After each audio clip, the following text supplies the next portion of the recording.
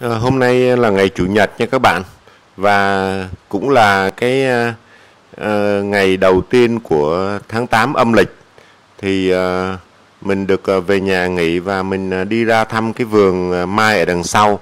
Và nhân tiện đây thì mình cũng chia sẻ với các bạn về các cách chăm sóc cái cây mai mà mình trồng ở dưới đất nha các bạn ha. Thì cũng xin được nói với các bạn là mình không phải là nhà vườn chuyên nghiệp, mình chỉ là cái người yêu thích cây mai vàng, và mình nghiên cứu để mình trồng tại nhà, mình chăm sóc nó, mình chơi thôi. Thì như các bạn đã biết á, thì cái cây mai vàng á, nó là một cái cây đa niên nha các bạn, tức là nó sống được rất là lâu, vài chục năm, có khi hàng trăm năm các bạn. Cho nên là mình chăm sóc nó một cách đúng á, thì nó sẽ sống rất là lâu, và nó sẽ trở thành những cây mai, cây cảnh cổ thụ rất là có giá trị nha các bạn. Thì trước mặt các bạn đó là cái cây mai vàng 5 cánh nha các bạn nha. Mình trồng ở dưới đất, nó cũng được 2 năm rồi.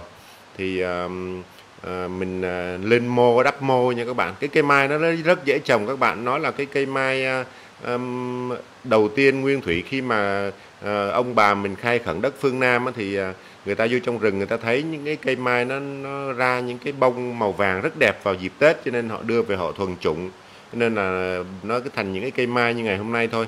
Thì mình trồng ở dưới đất đó các bạn.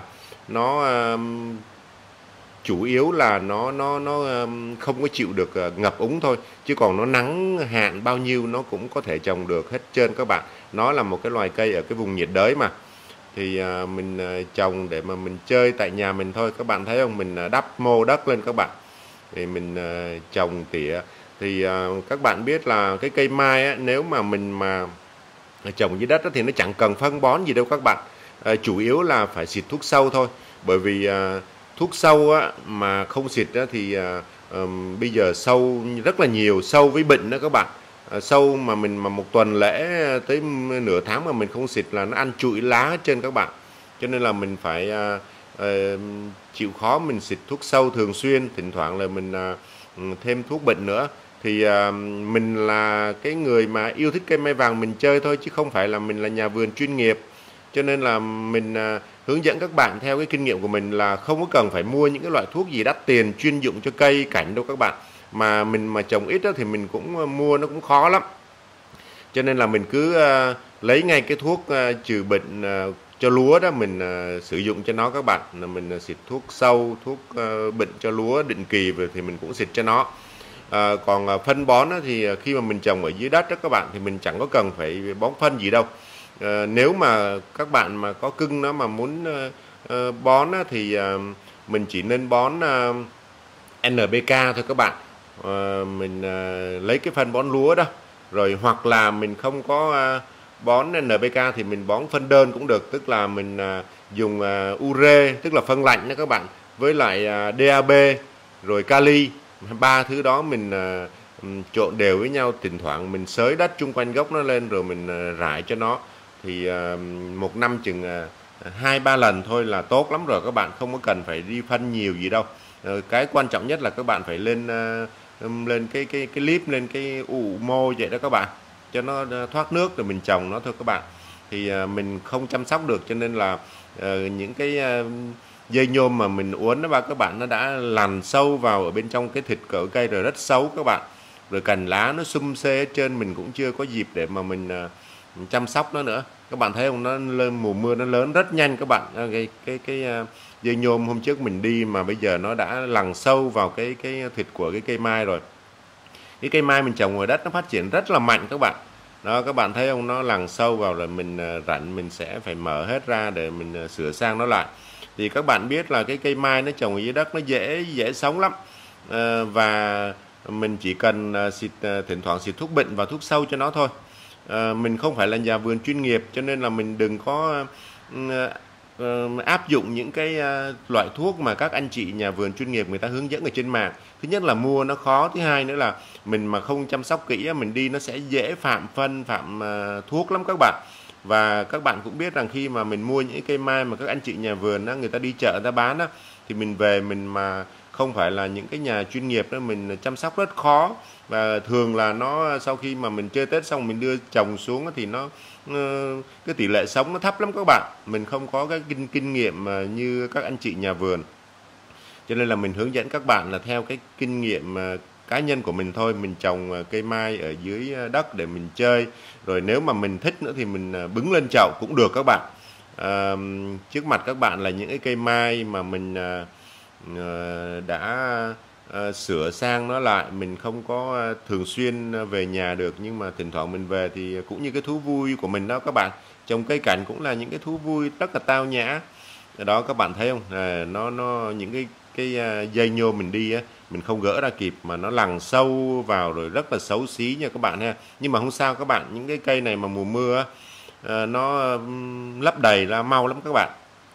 Thì bây giờ đã là đầu tháng 8 rồi, thì mình chủ yếu là mình đi phân với xịt thuốc cho nó sơ sơ thôi.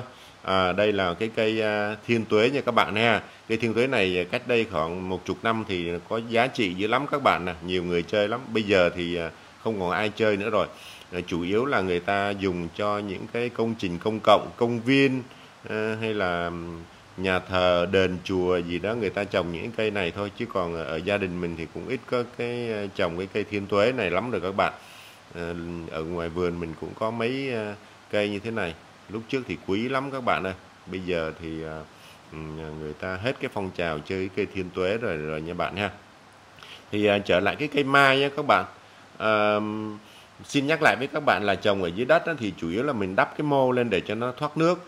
Rồi khi mà nó đã sống rồi đó các bạn, thì các bạn bỏ bê nó cũng được, không sao. Mà cái quan trọng nhất là các bạn đừng có để uống nước thôi. Và xịt thuốc sâu, thuốc bệnh cho nó. Quan trọng nhất là thuốc sâu, thuốc bệnh nha các bạn. Còn ở dưới đất thì phân mình chẳng có cần phải bón cũng được các bạn.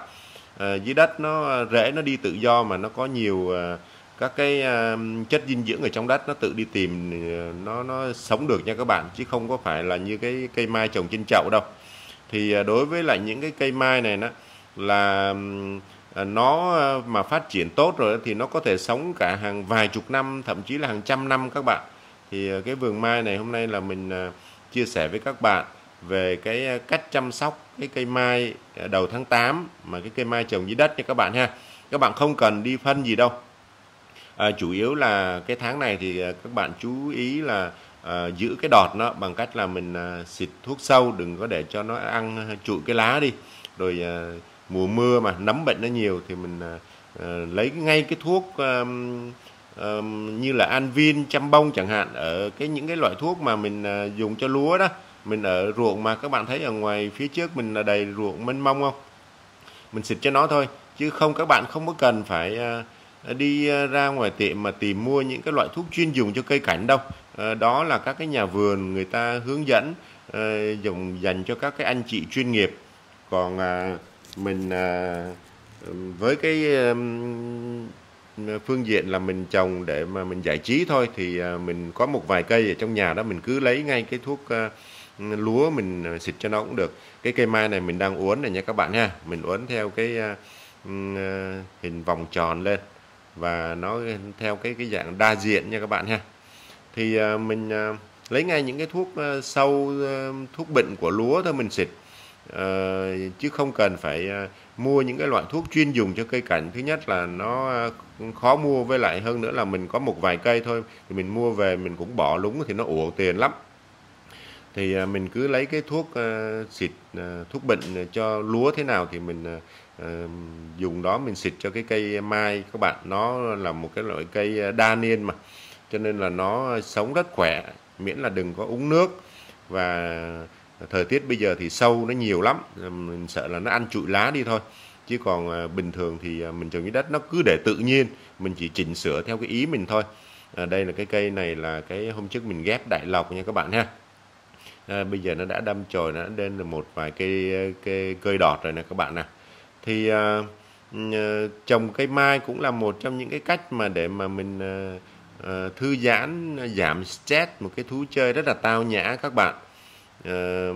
Thì mình cái kinh nghiệm của mình thì chỉ là cái kinh nghiệm cá nhân thôi, mình không phải là nhà vườn chuyên nghiệp, cho nên mình không có ứng dụng những cái thuốc chuyên dùng, những cái phân chuyên dùng như các anh chị nhà vườn được. Mình chỉ dùng ngay những cái phân DAP nè, phân kali, phân đạm, hay là người ta còn gọi là phân lạnh đó các bạn.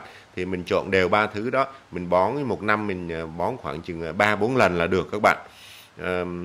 Đầu tháng 8 này thì nó đã chuẩn bị làm nụ hết rồi nha các bạn ha, đi nụ kim hết rồi, cho nên là mình phải cố gắng mình xịt thuốc 10 đến 15 ngày mình xịt thuốc sâu một lần, pha thêm thuốc bệnh để giữ được cái bộ lá nó, thì bảo đảm với các bạn rằng chắc chắn là tới Tết nó sẽ ra hoa rất là nhiều. Mình ở miền Nam mà các bạn, nó phù hợp với lại cái khí hậu cho cái cây mai nó phát triển rất là tốt, chứ không như là ở ngoài miền Bắc á, các bạn ở ngoài miền Bắc á, thì thời tiết nó lạnh mà, thì nó khó. Chứ còn ở miền Nam mình thì các bạn cứ trồng một cách bình thường thôi là nó cũng phát triển rất tốt. Cây mai của mình trồng ở ngoài vườn đó các bạn thấy không, mình ít có ở nhà, cho nên là cỏ nó mọc sùm hết trơn các bạn đó, các bạn thấy không. Những cái cây mai mà mình trồng ngoài này nó cũng chưa có được kính tàn đâu các bạn.